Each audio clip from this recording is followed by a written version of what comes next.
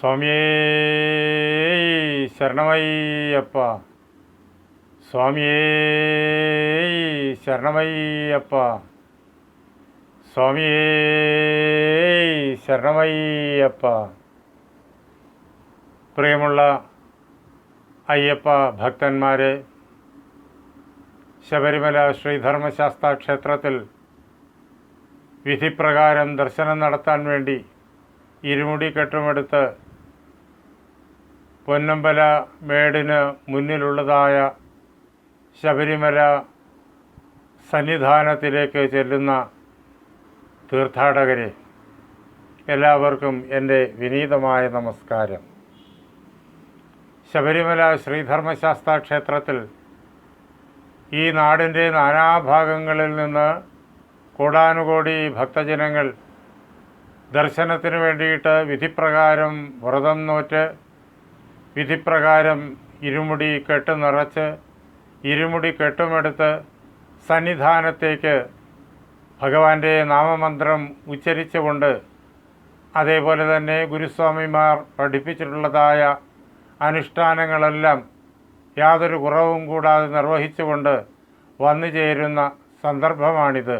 എല്ലാ വർഷവും മണ്ഡലപൂജയ്ക്കും അതേപോലെ തന്നെ അത് കഴിഞ്ഞ് മകരസംക്രമം വരേക്കും വൃശ്ചികം 1 മുതൽ തുടർച്ചയായി ഭക്തജന പ്രവാഹം ശബരിമല ശ്രീധർമ്മശാസ്താ ക്ഷേത്രത്തിലുണ്ടാകുന്നു എന്ന് മാത്രമല്ല, എല്ലാ മാസവും അവിടെ ഭഗവാന്റെ തിരുനടയിൽ ലക്ഷക്കണക്കിന് ആളുകൾ എത്തിച്ചേരുന്നുണ്ട്. 1-ാം തീയതി മുതൽ 5-ാം തീയതി വരെ.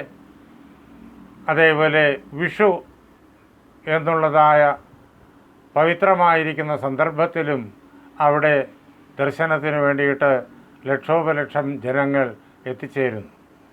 ഇങ്ങനെ എല്ലാവരുടെയും ആശാകേന്ദ്രമായിട്ടുള്ള, എല്ലാവർക്കും അനുഗ്രഹാശിസ്സുകൾ നൽകുന്ന ആ ദിവ്യമായ സംഗീതത്തെ പല ആളുകളും അനിഷ്ടത്തോടുകൂടി കാണുന്നുമുണ്ട്. പല കാരണങ്ങളാൽ, രാഷ്ട്രീയ കാരണങ്ങളാലും സാമൂഹിക കാരണങ്ങളാലും സാമ്പത്തിക കാരണങ്ങളാലും ഇങ്ങനെ വിവിധങ്ങളായ കാരണങ്ങളാൽ അനിഷ്ടത്തോടുകൂടി കാണുന്നുണ്ട്. അവർ അവിടുത്തെ ഈ തീർത്ഥാടന പ്രവർത്തനങ്ങളെ പല പ്രകാരത്തിൽ അട്ടിമറിക്കാൻ വേണ്ടിയിട്ട് കാലാകാലങ്ങളിൽ ശ്രമിച്ചും പോന്നിട്ടുണ്ട്.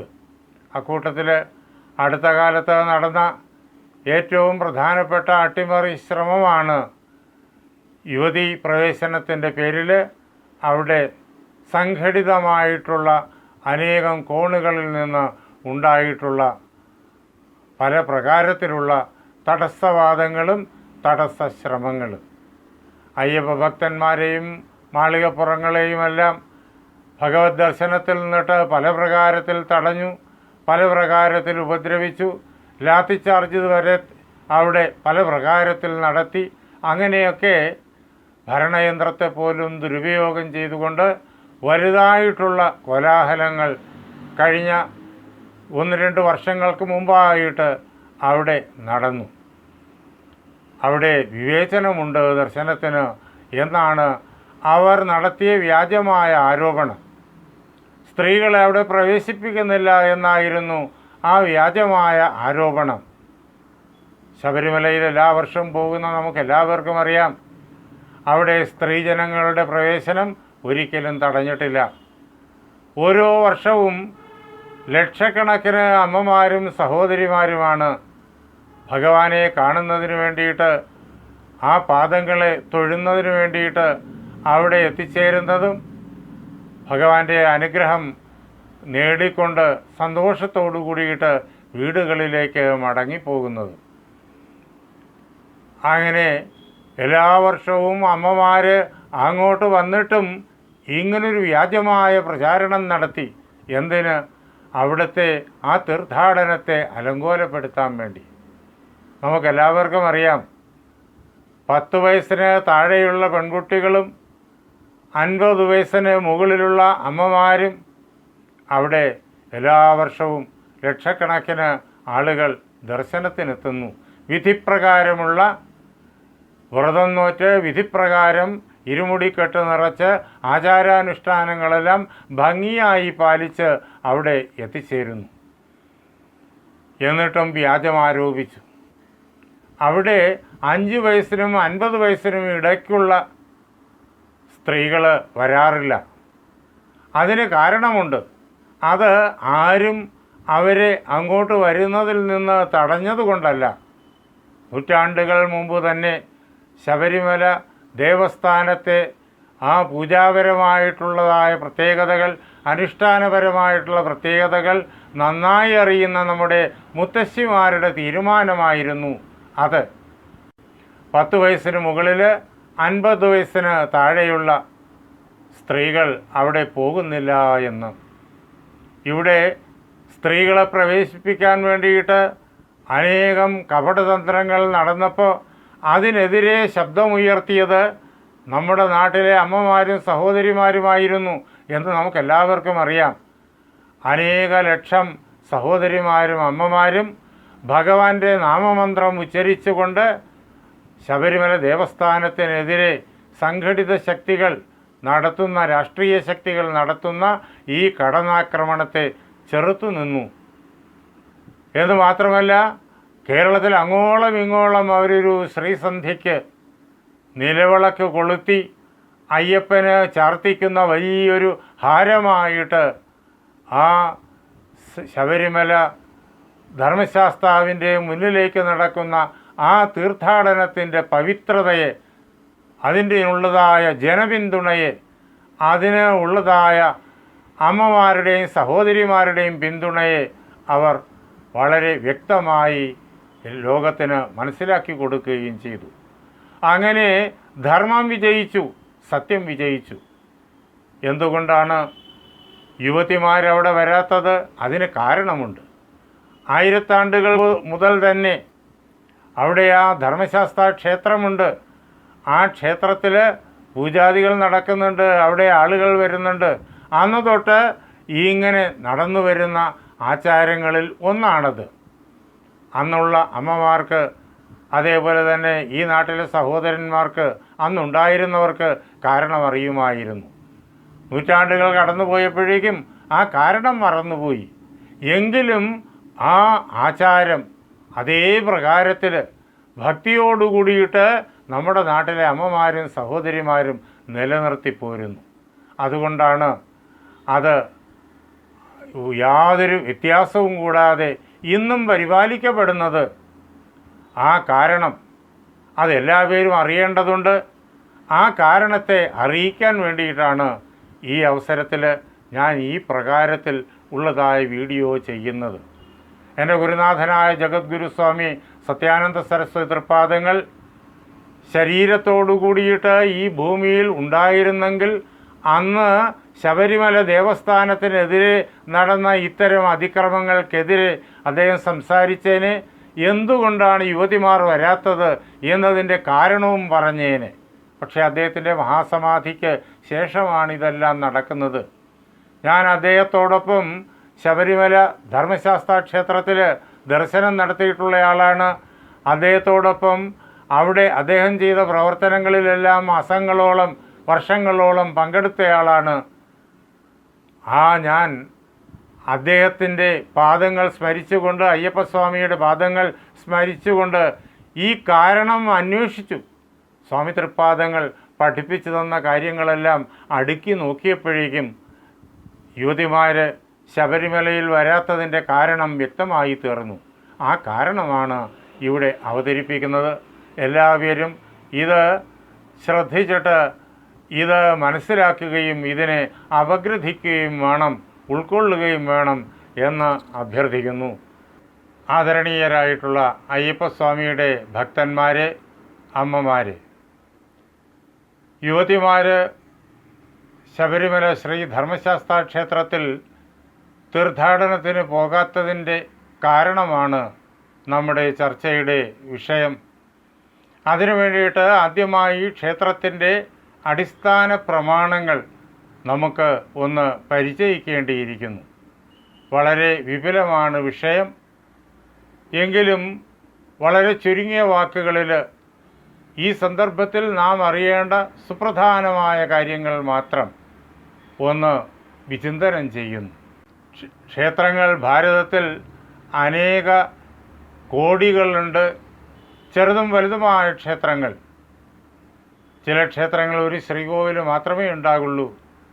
ചില ക്ഷേത്രങ്ങളിൽ അതുപോലും ഉണ്ടാവില്ല. കാവിൻ്റെ ഉള്ളിൽ ഒരു ആരാധനയ്ക്ക് വേണ്ടിയിട്ടുള്ള ഒരു പവിത്രമായ തറ മാത്രമായിരിക്കും. ചിലതാണെങ്കിൽ വളരെ വലിയ മഹാക്ഷേത്രങ്ങളാണ്. ക്ഷേത്രത്തിൻ്റെ ഭൗതിക തലത്തിലുള്ളതായ വലിപ്പം എന്തു തന്നെയായിരുന്നാലും എല്ലാറ്റിൻ്റെയും അടിസ്ഥാനം ഒന്നു തന്നെയാണ്. എല്ലാറ്റിൻ്റെയും ആരാധനയുടെ തത്വവും ഒന്നു തന്നെയാണ്.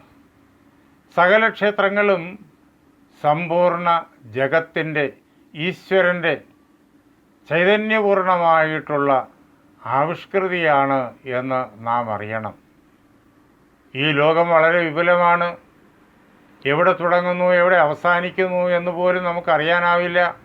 അത്ര കണ്ട് വിപുലമായ ഈ ലോകത്തെ ക്ഷേത്രമായിട്ട്, നമ്മുടെ മുന്നിൽ സജീവമായ ക്ഷേത്രമായിട്ട്, ചൈതന്യസ്വരൂപമായ ക്ഷേത്രമായിട്ട് കാണിച്ചു തന്നിട്ട് നമ്മെ ഈശ്വര പാദങ്ങളിൽ എത്തിക്കുവാൻ വേണ്ടിയിട്ട് നമ്മുടെ കാരണവന്മാർ, ഋഷീശ്വരന്മാർ നമുക്ക് വേണ്ടി സംവിധാനം ചെയ്തതാണ് ക്ഷേത്രങ്ങൾ എല്ലാം തന്നെ.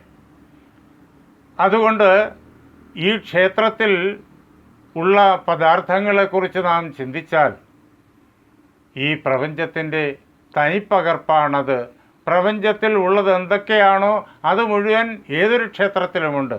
ചെറുതെന്നോ വലുതെന്നോ ഉള്ളതായ വ്യത്യാസമില്ലാതെ.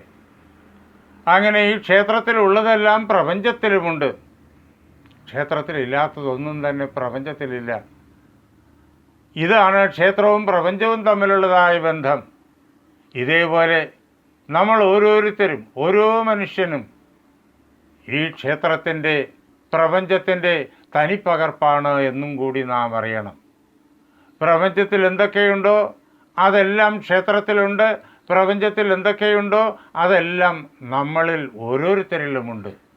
നമ്മിലുള്ളതെല്ലാം ക്ഷേത്രത്തിലുമുണ്ട്, നമ്മിലുള്ളതെല്ലാം പ്രപഞ്ചത്തിലുമുണ്ട്. പ്രപഞ്ചം വളരെ വിപുലമായ രൂപം, അതിൻ്റെ പൂർണ്ണതയ്ക്ക് വിരാട് രൂപം എന്ന് വേദാന്ത ശാസ്ത്രകാരന്മാരും പൗരാണികന്മാരും നമ്മോട് പറയും. പുരുഷ സൂക്തത്തിൽ ആ സമ്പൂർണമായ പ്രപഞ്ചത്തെയാണ് പുരുഷനായി നമ്മുടെ മുന്നിൽ വേദങ്ങൾ അവതരിപ്പിക്കുന്നത് എന്നറിയണം. അങ്ങനെ ആ പുരുഷൻ്റെ തനിപ്പകർപ്പാണ് നാം ഓരോരുത്തരും. ആ പുരുഷൻ്റെ തനിപ്പകർപ്പാണ് ക്ഷേത്രങ്ങൾ ഓരോന്നും. നാമും ക്ഷേത്രവും തമ്മിലുള്ളതായ ഈ ബന്ധം, അതേപോലെ തന്നെ നാമും പ്രപഞ്ചവും തമ്മിലുള്ളതായ ഈ ബന്ധം, ക്ഷേത്രവും പ്രപഞ്ചവും തമ്മിലുള്ളതായ ഈ ബന്ധം നാം അറിയണം. പ്രപഞ്ചത്തിൽ എന്തൊക്കെയുണ്ടോ അത് മുഴുവൻ ക്ഷേത്രത്തിലുമുണ്ട്, നമ്മിലുമുണ്ട്. കണ്ണുകൊണ്ട് നോക്കിയാൽ നമുക്ക് ഈ പ്രപഞ്ചത്തെ മുഴുവൻ കാണാൻ സാധ്യമല്ല. ആധുനികമായ സൂക്ഷ്മ ഉപകരണങ്ങൾ കൊണ്ട് കാണുവാൻ ശ്രമിച്ചാലും ഈ പ്രപഞ്ചത്തെ മുഴുവൻ കാണാൻ സാധ്യമല്ല. അത്ര കണ്ട് വിപുലമാണ് ഈ പ്രപഞ്ചം. അനാദി അനന്തമായിട്ട് വ്യാപിച്ച് കിടക്കുന്നു. അങ്ങനെയുള്ളതായി ഈ പ്രപഞ്ചത്തിൽ എന്തൊക്കെ പദാർത്ഥങ്ങളുണ്ട് എന്ന് ആ പ്രപഞ്ചവുമായി തപസ്സമാധിയിലൂടെ താതാത്മ്യം പ്രാപിച്ച ഋഷിവര്യന്മാർ നമുക്ക് കണ്ടറിഞ്ഞിട്ട് പറഞ്ഞു തന്നിട്ടുണ്ട്. ഈ പ്രപഞ്ചത്തിൽ ഇത്രയേറെ വസ്തുക്കൾ, എണ്ണിയാൽ തീരാത്ത വസ്തുക്കൾ, ജീവരാശിയും ജീവനില്ലാത്ത പദാർത്ഥങ്ങളും ഒക്കെ ഉണ്ടെങ്കിലും അനന്തകോടി ബ്രഹ്മാണ്ടങ്ങളുണ്ട്. എങ്കിലും അവയിലെല്ലാറ്റിലും അടങ്ങിയിരിക്കുന്നത് ആകെ 25 തത്വങ്ങൾ മാത്രം. അതേപോലെ തന്നെ അതിൻ്റെ തനിപ്പകർപ്പായ ക്ഷേത്രത്തിലും ഇരിക്കുന്നത് അതേ 25 തത്വങ്ങൾ.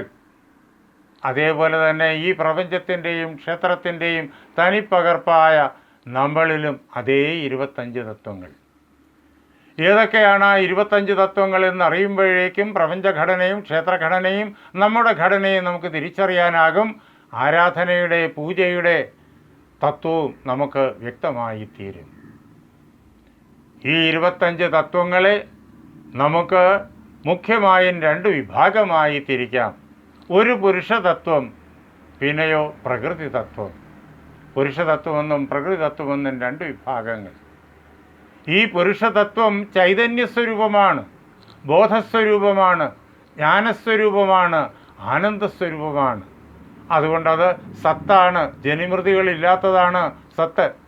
ആ പുരുഷസ്വരൂപം ജനിമൃതികളില്ലാത്തതാണ്, അതുകൊണ്ട് സത്താണ്, ബോധരൂപമാണ്, അതിനാൽ ചിത്താണ്.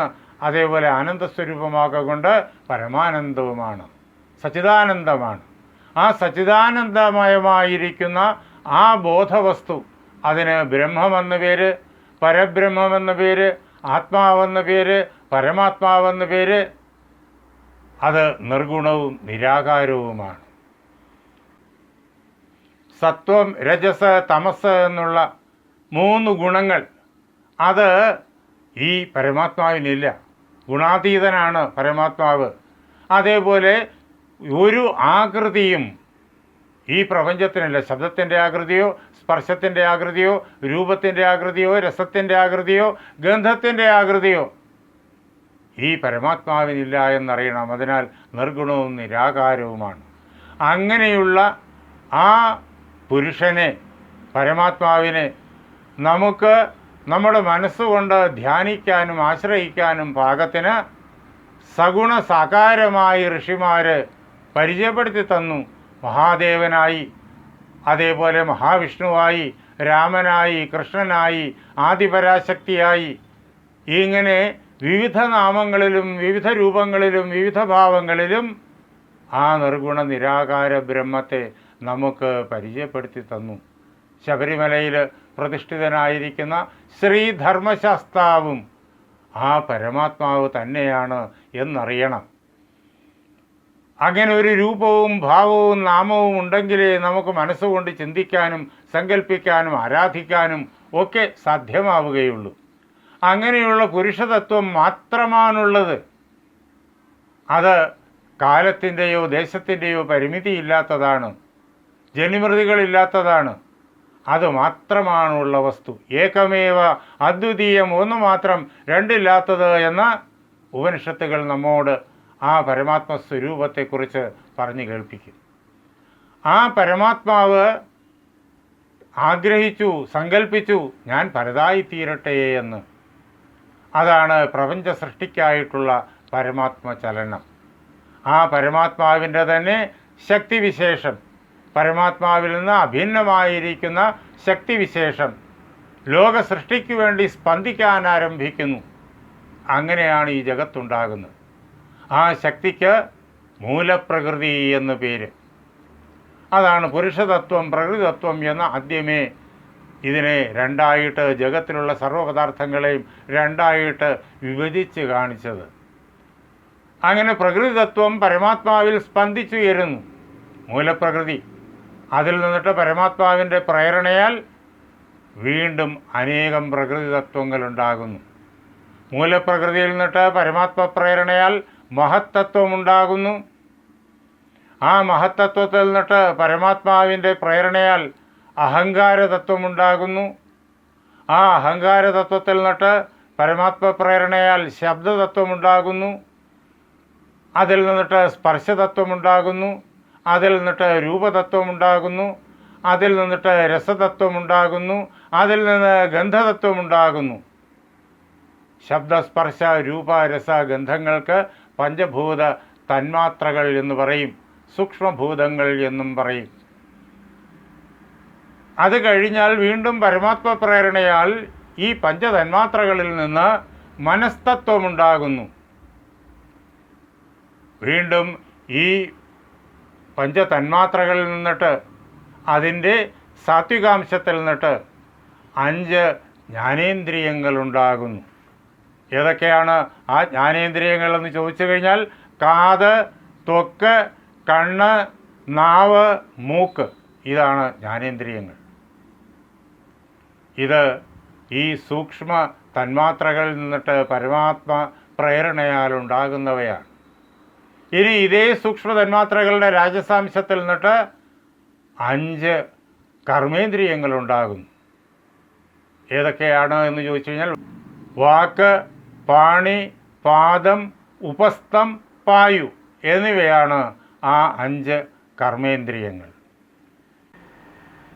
അതേപോലെ പരമാത്മ പ്രേരണയാൽ സൂക്ഷ്മഭൂതങ്ങളിൽ നിന്ന് അവയുടെ താമസാംശത്തിൽ നിന്നിട്ട് പഞ്ചീകരണമെന്നുള്ള പ്രക്രിയയുടെ ഫലമായിട്ട് സ്ഥൂല പഞ്ചഭൂതങ്ങൾ ഉണ്ടാകുന്നു. അവയാണ് ആകാശം, വായു, തേജസ് അഥവാ അഗ്നി, ജലം, പൃഥിവി. ഇങ്ങനെ 5 സ്ഥൂലഭൂതങ്ങളും ഉണ്ടാകുന്നു. അതിൻ്റെ സംഖ്യ എടുത്തു നോക്കണം. ഈ മൂലപ്രകൃതിയിൽ നിന്ന് ഉണ്ടായതായ ഈ പദാർത്ഥങ്ങളുടെ സംഖ്യ എടുത്തു നോക്കണം. മൂലപ്രകൃതി ഉൾപ്പെടെ 24 തത്വങ്ങളാണ്. നമുക്ക് ഒന്നുകൂടി അതിൻ്റെ സംഖ്യ എടുത്തു നോക്കാം. 5 സ്ഥൂലഭൂതങ്ങൾ, സ്ഥൂല പഞ്ചഭൂതങ്ങൾ. പഞ്ച എന്നതുകൊണ്ട് തന്നെ അതിൻ്റെ സംഖ്യ വ്യക്തമായി കഴിഞ്ഞിരിക്കുന്നു. അങ്ങനെ 5 സ്ഥൂലഭൂതങ്ങൾ, 5 കർമ്മേന്ദ്രിയങ്ങൾ, 5 ജ്ഞാനേന്ദ്രിയങ്ങൾ, സംഖ്യ 15ആയി. ഒരു മനസ്തത്വം 16ആയി. പിന്നെയോ 5 തന്മാത്രകൾ. അങ്ങനെ 16ഉം 5ഉം 21ആയി. 22ാമത്തെ തത്വം അഹങ്കാര തത്വമാണ്. 23ാമത്തെ തത്വം മഹത്തത്വമാണ്. 24ാമത്തെ തത്വം മൂലപ്രകൃതിയാണ്. ഇങ്ങനെ മൂലപ്രകൃതിയും അതിൽ നിന്നുണ്ടാകുന്നതായ പ്രകൃതി തത്വങ്ങളും ചേർന്ന് 24 തത്വങ്ങളായി കഴിഞ്ഞിരിക്കുന്നു. അങ്ങനെ 24 പ്രകൃതി തത്വങ്ങളും ഒരു പുരുഷതത്വവും അഥവാ പരമാത്മതത്വവും 25ാമത് തത്വം. ഇത്രയുമാണ് സ്ഥൂല ജഗത്തിലുള്ളത്. നമ്മൾ രാത്രി സമയത്ത് ആകാശത്തേക്ക് നോക്കിക്കഴിഞ്ഞാൽ വലിയ നക്ഷത്രങ്ങളുടെ നിരകൾ തന്നെ നമ്മൾ കാണും. നാം ഇരിക്കുന്ന ബ്രഹ്മാണ്ഡം ഇതാണ്. ഈ നക്ഷത്ര സമൂഹത്തിലുള്ള ഒരു ചെറിയ നക്ഷത്രമാണ് പകൽ നാം കാണുന്നതായ സൂര്യൻ. അതിനേക്കാൾ വലിയ നക്ഷത്രങ്ങൾ ഈ നക്ഷത്ര സമൂഹത്തിൽ നാം കാണുന്നു. ഇതിന് വെളിയിൽ ഇതേപോലെ എണ്ണിയാൽ തീരാത്ത നക്ഷത്ര സമൂഹങ്ങൾ, അതാണ് അനന്തകോടി ബ്രഹ്മാണ്ഡങ്ങളുണ്ട്. അവയുടെ എണ്ണം എടുക്കാൻ പറ്റൂല. അപ്പോൾ ഈ ലോകം എത്ര വലുതാണ് എന്ന് നാം സങ്കല്പിച്ച് നോക്കണം. നമ്മുടെ മനസ്സിന് പൂർണ്ണമായും അതിനെ സങ്കല്പിക്കാനാവില്ല. അനാദി അനന്തമാണ്. അങ്ങനെയുള്ള ഈ പ്രപഞ്ചം മുഴുവൻ ഈ 25 തത്വങ്ങളാൽ അകവും പുറവും നിറഞ്ഞിരിക്കുന്നു. ഇനിയോ ഈ 25 തത്വങ്ങളിൽ 24 പ്രകൃതി തത്വമാണ്. ആ പ്രകൃതി തത്വങ്ങൾ എവിടെ ഉണ്ടായി എന്ന് ആദ്യമേ പറഞ്ഞു. ആ പരമാത്മാവിലാണ്, പരബ്രഹ്മത്തിലാണ് പ്രകൃതി തത്വമുണ്ടായത്. ലോകമുണ്ടാകുന്നതിന് മുമ്പേ പരമാത്മാവ് മാത്രമേ ഉള്ളൂ. പരമാത്മാവിന് ഉത്പത്തിയും മാറ്റങ്ങളും വിനാശവും ഒന്നും തന്നെയില്ല. അതെല്ലാം വരുന്നത് ഈ പ്രകൃതി തത്വങ്ങൾക്കാണ്.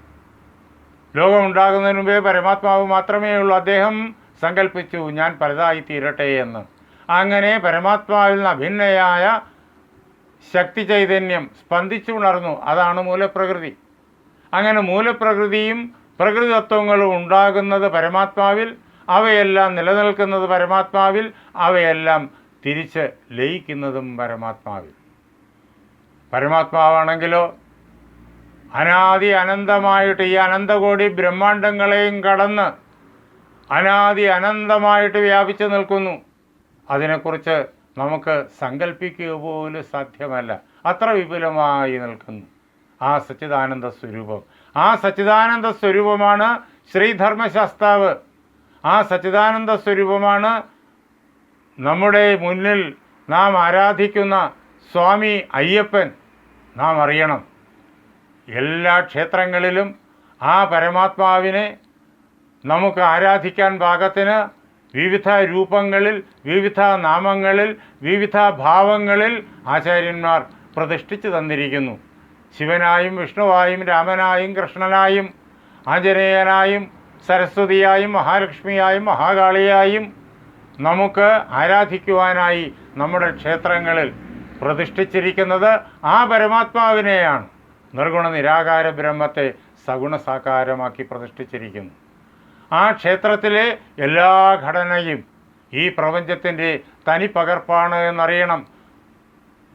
ഈ പരമാത്മാവിൽ പ്രകൃതിതത്വങ്ങളുണ്ടായി ആ പ്രകൃതി തത്വങ്ങളുടെ പല അളവിലുള്ള കൂടിച്ചേരലുകൾ കൊണ്ടാണ് ഈ ലോകമുണ്ടായിരിക്കുന്നത്. ജീവനുള്ളതും ജീവനില്ലാത്തതുമായ എല്ലാ പദാർത്ഥങ്ങളും ഉണ്ടായിരിക്കുന്നത്. നമ്മുടെ ഈ സ്ഥൂല ശരീരവും നമ്മുടെ സൂക്ഷ്മ ശരീരവും നമ്മുടെ കാരണശരീരവും എല്ലാം ആ പ്രകൃതി തത്വങ്ങളാൽ നിർമ്മിതമാണ്. ആ പ്രകൃതി തത്വങ്ങളുടെ പല കൂടിക്കലരലുകൾ കൊണ്ടാണ് ഇവ നിർമ്മിതമായിരിക്കുന്നത്. ഒരുപക്ഷെ ചിലരെങ്കിലും അതെങ്ങനെയെന്ന് ചോദിച്ചേക്കാം. അത് വളരെ വിപുലമായ വേദാന്ത വിഷയമാണ്. അതിൻ്റെ ചർച്ച ഇപ്പോൾ നമുക്ക് നടത്താനാവില്ല. ആ വേദാന്ത തത്വങ്ങളുടെ അടിസ്ഥാനത്തിൽ നമ്മുടെ കാരണവന്മാർ, നമ്മുടെ ഋഷീശ്വരന്മാർ, നമ്മുടെ മുത്തശ്ശിമാർ നമുക്ക് വേണ്ടിയിട്ട് ഉണ്ടാക്കി തന്നിരിക്കുന്ന ക്ഷേത്രങ്ങളെക്കുറിച്ചാണ് നമ്മുടെ ഈ അവസരത്തിലുള്ളതായ വിചിന്തനം. അങ്ങനെ സകല ക്ഷേത്രങ്ങളിലും ആ പരമാത്മാവിനെ ദേവനായി പ്രതിഷ്ഠിച്ചിരിക്കുന്നു. ആ ക്ഷേത്ര ശരീരം മൂലപ്രകൃതിയാണ്. ആ പ്രകൃതിയിൽ നിന്നുണ്ടായ പ്രകൃതി തത്വങ്ങളാണ് എന്ന് നാം അറിയണം. അതേ പരമാത്മാവ് നമ്മുടെ ഉള്ളിലിരിക്കുന്നു. അഹം ബ്രഹ്മാസ്മി എന്ന ബൃഹദാരണ്യക ഉപനിഷത്ത് നമ്മോട് വിളിച്ചു പറയുന്ന അതാണ്. അഹം ബ്രഹ്മാസ്മി, ഞാൻ ബ്രഹ്മം തന്നെയാകുന്നു, ഞാൻ പരമാത്മാവ് തന്നെയാകുന്നു, നിർഗുണ നിരാകാര പരമതത്വമാകുന്നു ഞാൻ. പിന്നെയോ ബാക്കിയെല്ലാം കാരണശരീരവും സൂക്ഷ്മ ശരീരവും നാം കണ്ണുകൊണ്ട് കാണുന്ന ഈ സ്ഥൂല ശരീരവുമെല്ലാം ആ പരമാത്മാവിൽ, ഞാനാകുന്ന പരമാത്മാവിൽ സ്പന്ദിച്ച് ഉയർന്നു വരുന്ന പ്രകൃതി തത്വങ്ങൾ പല പ്രകാരത്തിൽ പല അളവുകളിൽ കൂടിക്കലർന്നതാണ്. ഈ ജഗത്തിൻ്റെ തനിപ്പകർപ്പാണ് നമ്മൾ. ജഗത്തിലുള്ളതെല്ലാം ആ 25 തത്വങ്ങളും അതേ പ്രകാരത്തിൽ നമ്മിലിരിക്കുന്നു. അതേപോലെ ഈ ജഗത്തിൻ്റെ തനിപ്പകർപ്പാണ് ക്ഷേത്രം. ജഗത്തിലുള്ളതെല്ലാം അതേ പ്രകാരത്തിൽ ക്ഷേത്രത്തിലിരിക്കുന്നു. നമ്മിലുള്ളതെല്ലാം അതേ പ്രകാരത്തിൽ ക്ഷേത്രത്തിലിരിക്കുന്നു. നമ്മുടെ ഉള്ളിൻ്റെ ഉള്ളിലിരിക്കുന്ന പരമാത്മാവിനെ നാം അറിയുന്നുണ്ട് എങ്കിലും വ്യക്തമായി തിരിച്ചറിയുന്നില്ല. എന്തുകൊണ്ട്? ഇരുട്ട് രാത്രി സമയത്ത് വെളിയിലുള്ള പദാർത്ഥങ്ങളെ നമ്മുടെ കണ്ണിൽ നിന്ന് മറയ്ക്കുന്നത് പോലെ ഈ മൂലപ്രകൃതിയും മൂലപ്രകൃതിയിൽ നിന്ന് ഉണ്ടായ പ്രകൃതി തത്വങ്ങളും ചേർന്നിട്ട് പരമാത്മാവിനെ നമ്മുടെ കണ്ണിൽ നിന്നിട്ട് നമ്മുടെ ബോധത്തിൽ നിന്നിട്ട് മറച്ചു വച്ചിരിക്കുന്നു. നമുക്ക് പരമാത്മാവിനെ ഞാൻ തന്നെയായി അനുഭവിച്ചറിയണമെങ്കിൽ ഒരൊറ്റ മാർഗമേ ഉള്ളൂ, ഈ മറ നീക്കണം. ഇരുട്ടത്തുള്ള പദാർത്ഥങ്ങളെ കാണണമെങ്കിൽ ഒരു വിളക്ക് തെളിക്കണം. അപ്പോഴേക്കും ഇരുട്ടിൻ്റെ മറ നീങ്ങും. അതേ പ്രകാരത്തിൽ ഈ പ്രകൃതിയും പ്രകൃതി തത്വങ്ങളും ചേർന്ന് ഒരുക്കി വച്ചിരിക്കുന്ന ഈ മറയെ, പരമാത്മാവിനെ നമുക്ക് കാണാൻ പറ്റാത്ത രീതിയിൽ സംവിധാനം ചെയ്തു വച്ചിരിക്കുന്ന ഈ മറയെ, അജ്ഞാനത്തിൻ്റെ മറയെ നാം നീക്കണം.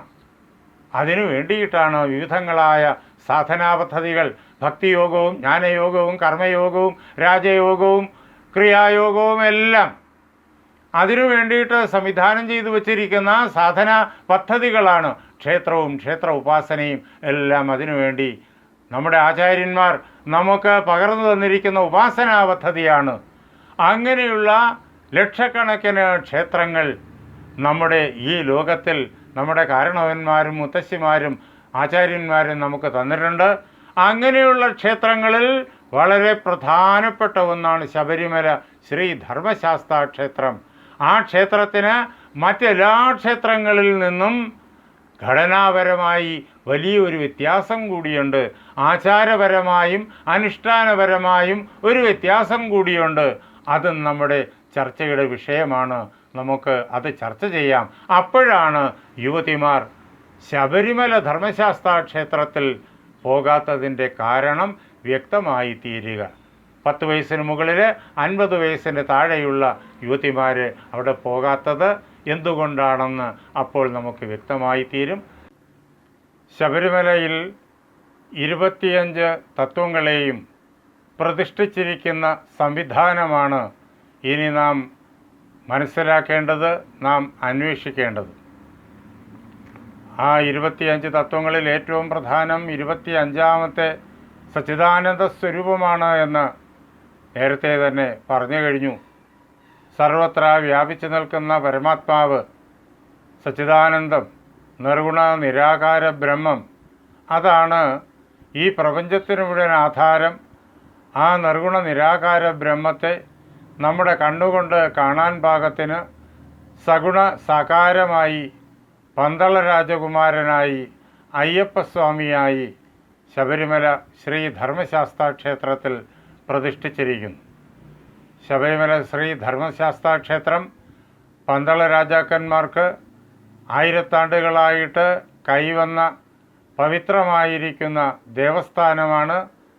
ആ ക്ഷേത്രത്തിലെ പൂജാമൂർത്തിയായിരിക്കുന്ന ധർമ്മശാസ്താവിൻ്റെ അവതാരമാണ് അയ്യപ്പസ്വാമി. ധർമ്മശാസ്താവിൽ തന്നെ അവതാര കർമ്മങ്ങളെല്ലാം കഴിഞ്ഞതിന് ശേഷം ലയിക്കുകയും ചെയ്തു. അദ്ദേഹമാണ് 25ാമത്തെ പരമാത്മ തത്വം.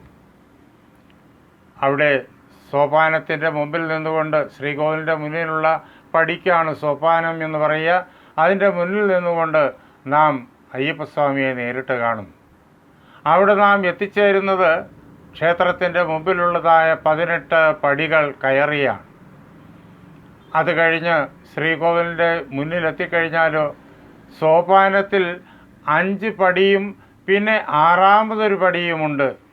ആ 6ാമതൊരു പടി ശ്രീകോവിലിൻ്റെ ഉള്ളിൽ മുഴുവൻ വ്യാപിച്ചു നിൽക്കുന്ന പ്രതലമാണ്. അതിനു മുകളിലാണ് പീഠവും പീഠത്തിൻ്റെ പുറത്ത് അയ്യപ്പസ്വാമിയും പ്രതിഷ്ഠിതനായിരിക്കുന്നത്. അങ്ങനെ ക്ഷേത്രത്തിൻ്റെ മുന്നിലുള്ളതായ 18 പടികളും ശ്രീകോവിലിൻ്റെ മുന്നിലുള്ള സോപാനത്തിലെ 5ഉം 1ഉം 6 പടികളും 18 6 24 പ്രകൃതി തത്വങ്ങളാണ് എന്ന് നാം അറിഞ്ഞുകൊള്ളണം. ശ്രീകോവിൽ മുഴുവൻ വ്യാപിച്ചിരിക്കുന്ന പ്രതലവും ഈ സോപാനത്തിലെ ഏറ്റവും മുകളിലത്തെ പടിയും ഒന്ന് തന്നെയാണ് എന്ന് പറഞ്ഞു. അതാണ് മൂലപ്രകൃതി.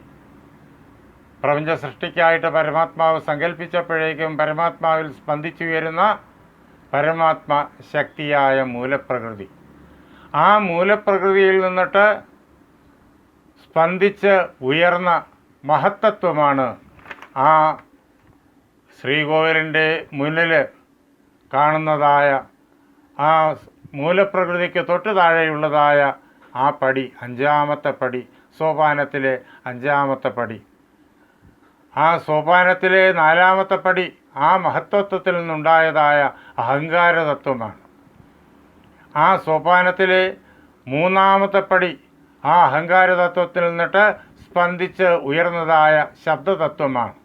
സൂക്ഷ്മ തന്മാത്രകൾ 5 ഉണ്ട് എന്ന് പറഞ്ഞു. അതിലാദ്യത്തേതായ ശബ്ദതത്വമാണ് 21ാമത്തെ പടി. 20ാമത്തെ പടി ആ ശബ്ദതത്വത്തിൽ നിന്ന് സ്പന്ദിച്ചുയർന്നതായ സ്പർശതത്വമാണ്. 19ാമത്തെ പടി അത് രൂപതത്വമാണ്. ഇങ്ങനെ 24ാമത്തെ പടി മൂലപ്രകൃതിയും 23ാമത്തെ പടി മഹത്തത്വവും 22ാമത്തെ പടി അഹങ്കാരതത്വവും 21ാമത്തെ പടി ശബ്ദതത്വവും 20ാമത്തെ പടി സ്പർശതത്വവും 19ാമത്തെ പടി രൂപതത്വവുമാണ്. നാം 18 പടി കയറി അവിടെ ചെല്ലുമ്പോഴേക്കും ഈ സോപാനത്തിൻ്റെ മുന്നിൽ നിന്നാണ് അയ്യപ്പസ്വാമിയെ നാം കണ്ട് വണങ്ങേണ്ടത്. 19ാമത്തെ പടി രൂപതത്വമാണ്. അങ്ങോട്ട് ആരും പ്രവേശിക്കാൻ പാടില്ല. എന്തുകൊണ്ടെന്ന് കഴിഞ്ഞാൽ അത് ആ രൂപതത്വത്തിൽ കയറിയാൽ രൂപം ലയിക്കും. പിന്നെ നിർഗുണ നിരാകാര ബ്രഹ്മത്തെ സഗുണ സാകാരമായി നേരിട്ട് ദർശിക്കാൻ സാധ്യമല്ല. അതുകൊണ്ട് രൂപതത്വത്തിനിപ്പുറത്ത് സോപാനത്തിൻ്റെ ആദ്യത്തെ പടിയുടെ ഏറ്റവും താഴത്തെ പടിയുടെ ഇപ്പുറത്ത് നിന്ന് ആകെയുള്ള പ്രകൃതിതത്വങ്ങൾ പറഞ്ഞാൽ 19ാമത്തെ പ്രകൃതി തത്വത്തിന് ഇപ്പുറത്ത് നിന്ന് അയ്യപ്പസ്വാമിയെ നേരിട്ട് കണ്ട് വണങ്ങാം. അതിനു മുമ്പ് നാം ഇവിടെ എത്തിച്ചേരാൻ വേണ്ടി 18 പടികൾ കയറി വരുന്നു. ആ 18 പടിക്ക് നാം കയറി വരുന്ന ആ പടിക്ക് ഈ തീർത്ഥാടനത്തിലുള്ളതായ പ്രാധാന്യം ഭക്തജനങ്ങൾക്ക് പ്രത്യേകം പറഞ്ഞു കൊടുക്കേണ്ടതായ കാര്യമില്ല. 24 പ്രകൃതിതത്വങ്ങളിൽ 6 ശ്രീകോവിലിലും സോപാനത്തിലുമായി നാം കണ്ടത്. അവയെല്ലാം പ്രാണപ്രതിഷ്ഠ ചെയ്തു വച്ചിരിക്കുകയാണ്. സാധാരണ രീതിയിലുള്ള ലൗകികമായ പടികളല്ലത്, പ്രാണപ്രതിഷ്ഠ ചെയ്തിരിക്കുന്നു. ശ്രീകോവിലിനുള്ളിലെ ദേവപ്രതിഷ്ഠയ്ക്ക് എത്ര കണ്ട് പ്രാധാന്യമുണ്ടോ അത്രയും പ്രാധാന്യം ഈ 6 പടികൾക്ക് ഉണ്ട് എന്ന് അറിഞ്ഞുകൊള്ളണം. അതിനു മുന്നിലുള്ളതായ ആ 18 പടി, ആ 18 പടിയെ നമുക്ക് ഇനി ഒന്ന് നേരിട്ട് കാണാം. 18ാമത്തെ പടി രസതത്വമാണ്. സൂക്ഷ്മ തന്മാത്രകളിൽ പെട്ടതായ രസതത്വം, അതാണ് 18ാമത് പടി. 17ാമത്തെ പടി സൂക്ഷ്മ തന്മാത്രകളിൽ പെട്ടതായ ഗന്ധതത്വമാണ്. 16ാമത് പടി ഈ സൂക്ഷ്മ തന്മാത്രകൾ 5ഉം ചേർന്ന് നിർമ്മിതമായിരിക്കുന്ന മനസ്തത്വമാണ്. മനസ്സ്, ബുദ്ധി, അഹങ്കാരം, ചിത്തം എന്ന് പറയുന്നതെല്ലാം മനസ്തത്വം എന്നതിൽ പെടുന്നു. 16ാമത് പടി മനസ്തത്വമാണ്. അതിന് താഴെയുള്ളതായ 15ാമത് പടി അത് ശ്രോത്രം എന്നുള്ളതായ തത്വമാണ്. ഈ 15 തൊട്ട് 11 വരെയുള്ളതായ പടികൾ ജ്ഞാനേന്ദ്രിയങ്ങളാണ് എന്ന് നേരത്തെ പറഞ്ഞു.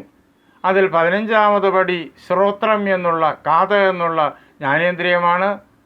14ാമത് പടി ത്വക്ക് എന്നുള്ളതായ ജ്ഞാനേന്ദ്രിയമാണ്. 13ാമത് പടി കണ്ണ് എന്നുള്ളതായ ജ്ഞാനേന്ദ്രിയമാണ്. 12ാമത് പടി നാവ് എന്നുള്ളതായ ജ്ഞാനേന്ദ്രിയമാണ്.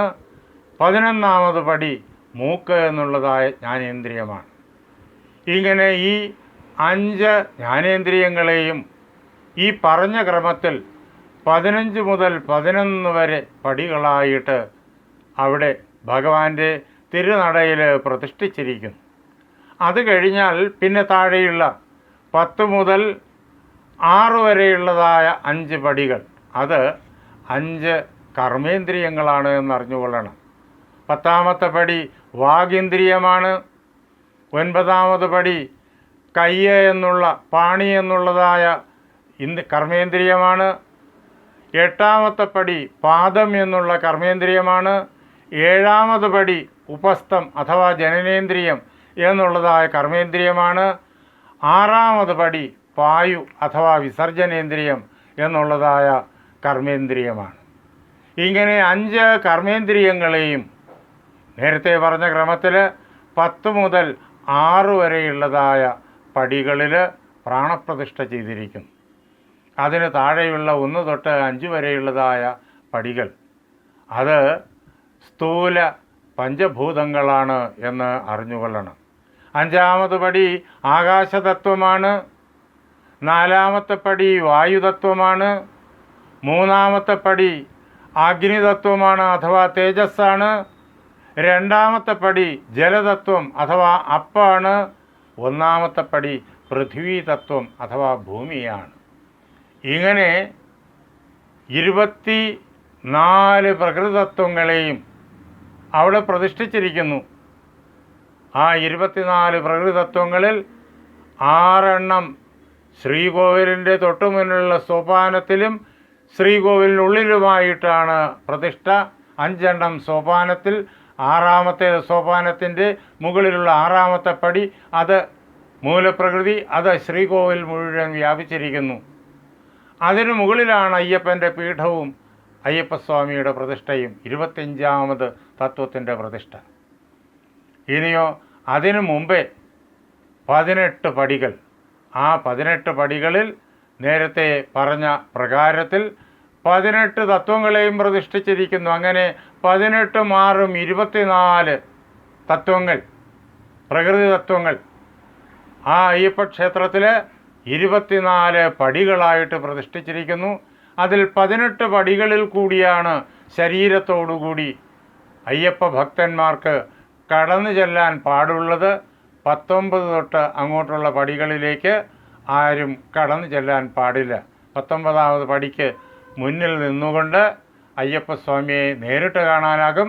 അയ്യപ്പസ്വാമിയെ കണ്ട് ദർശനം നടത്തി സായുജ്യം നേടുവാനായി സാധിക്കും. വിധിപ്രകാരം മാലയിട്ട്, വിധിപ്രകാരം വ്രതം നോറ്റ്, വിധിപ്രകാരം കെട്ടുമെടുത്ത്, ഗുരുസ്വാമിയുടെ നേതൃത്വത്തിൽ വിധിപ്രകാരമുള്ള ചടങ്ങുകളെല്ലാം അനുഷ്ഠിച്ച് ഭക്തിനിർഭരമായ മനസ്സോടു കൂടിയിട്ട് അയ്യപ്പസ്വാമിയുടെ നാമധേയം ശരണമന്ത്ര ഘോഷങ്ങളായി മുഴക്കിക്കൊണ്ട് അവിടെ എത്തിച്ചേരുന്ന അയ്യപ്പ ഭക്തന്മാർ ആ 18-ാം പടിയുടെ മുന്നിൽ എത്തിച്ചേരുമ്പോൾ ആ 18-ാം പടിയുടെ 2 വശങ്ങളിലായിട്ട് നമുക്ക് 2 ക്ഷേത്രങ്ങൾ കാണാം. നമ്മുടെ വലതുവശത്ത് കയറി ചെല്ലുന്ന അയ്യപ്പ ഭക്തൻ്റെ വലതുവശത്ത് കറുപ്പസ്വാമിയെയും കറുപ്പായി അമ്മയും പ്രതിഷ്ഠിച്ചിരിക്കുന്നു. അതേപോലെ തന്നെ അങ്ങോട്ട് ചെല്ലുന്ന അയ്യപ്പ ഭക്തൻ്റെ ഇടതുവശത്തായിട്ട് വലിയ കടുത്ത സ്വാമിയെ പ്രതിഷ്ഠിച്ചിരിക്കുന്നു. അവർ അയ്യപ്പസ്വാമിയുടെ പരിവാരങ്ങളാണ്. 18-ാം പടിയുടെ അപ്പുറവും ഇപ്പുറവുമായിട്ട് അവർ നമുക്ക് ലോകത്തിന് സംരക്ഷണം അരുളിക്കൊണ്ട് വിരാജിക്കുന്നു. നാം അവിടെ എത്തിക്കഴിഞ്ഞിട്ട് അവിടെ നാളികേരം ഉടയ്ക്കാനുള്ളതായ സൗകര്യം ഏർപ്പെടുത്തിയിട്ടുണ്ട്. നാളികേരം ഉടച്ച് ശരണം വിളിയോടുകൂടിയിട്ട് ആദ്യത്തെ പൃഥ്വീ തത്വത്തിലേക്ക് പ്രവേശിക്കും. ആദ്യത്തെ ചുവട് 1-ാമത്തെ പടിയിലേക്ക് കയറുന്നത് പൃഥ്വീ തത്വത്തെ നാം ലയിപ്പിക്കുകയാണ്. അതാണ് അവിടുത്തെ പ്രതിഷ്ഠയുടെയും പൂജയുടെയും എല്ലാം സങ്കല്പത്തിൻ്റെ പ്രത്യേകത. നമ്മൾ ഈ പ്രകൃതി തത്വങ്ങളെ പരമാത്മാവിൽ ലയിപ്പിക്കുന്നു. പ്രകൃതി തത്വങ്ങളെ ലയിപ്പിക്കലാണ് ഓരോ പടിയായിട്ട് മുകളിലേക്ക് കടന്നു ചെല്ലുന്നതായ നമ്മുടെ ആ പരിശ്രമം, ആ ഉപാസന. അങ്ങനെ ഓരോ തത്വങ്ങളെ ലയിപ്പിച്ച് നാം അയ്യപ്പസ്വാമിയുടെ തിരുനടയിലെത്തിയിട്ട് അയ്യപ്പസ്വാമിയെ പരമാത്മാവിനെ നേരിട്ട് കണ്ട് ആ പരമാത്മാവിന് നാം നെയ്യഭിഷേകം നടത്തുന്നു. നാം കൊണ്ടുവന്നിരിക്കുന്ന നെയ്ത്തേങ്ങയിലെ നെയ്യ് അത് നമ്മുടെ തന്നെ ജീവാത്മാവാണ്. ആ ജീവാത്മാവിനെ പരമാത്മാവിൽ അഭിഷേകം കഴിക്കുന്നു. അങ്ങനെ നാം പരമാത്മാവുമായിട്ട് ഒന്നായിത്തീരുന്നു. അതിനു വേണ്ടിയിട്ട് പ്രകൃതി തത്വങ്ങളെ ലയിപ്പിക്കണം.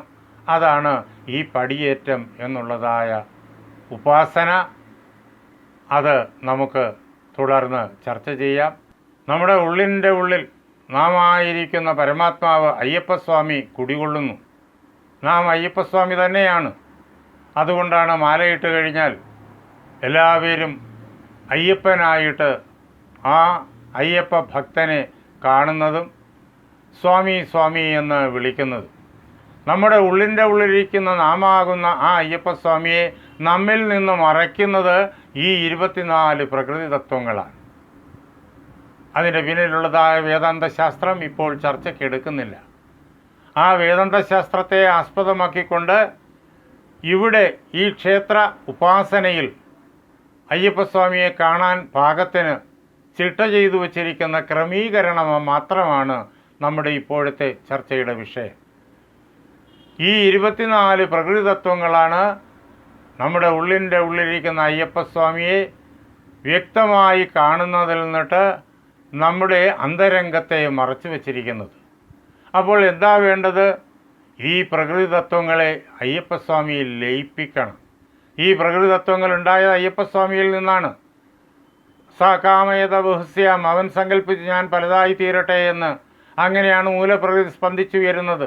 അതിൽ നിന്നിട്ടാണ് മറ്റ് പ്രകൃതി തത്വങ്ങളെല്ലാം ഉണ്ടായത്. അവയുടെ കൂടിക്കലരലുകൾ കൊണ്ടാണ് ഈ ജഗത്ത് മുഴുവൻ ഉണ്ടായത്, നാമവും ഉണ്ടായത്. നമ്മുടെ ഉള്ളിൻ്റെ ഉള്ളിൽ ആ പരമാത്മാവിരിക്കുന്നു. ആ പരമാത്മാവിനെ മറച്ചുകൊണ്ട് ഈ പ്രകൃതി തത്വങ്ങൾ നമ്മുടെ ശരീരവും മനസ്സും ബുദ്ധിയും ഒക്കെ ആയിട്ട് നമ്മിൽ കുടികൊള്ളുന്നു. അപ്പോൾ പരമാത്മാവിനെ നേരിട്ട് ദർശിക്കണമെങ്കിൽ, അയ്യപ്പനെ നേരിട്ട് ദർശിക്കണമെങ്കിൽ ഈ പ്രകൃതി തത്വങ്ങളെ ലയിപ്പിക്കണം. അതിനു വേണ്ടിയിട്ടുള്ള സംവിധാനമാണ് അവിടെ ചെയ്യുന്നത്.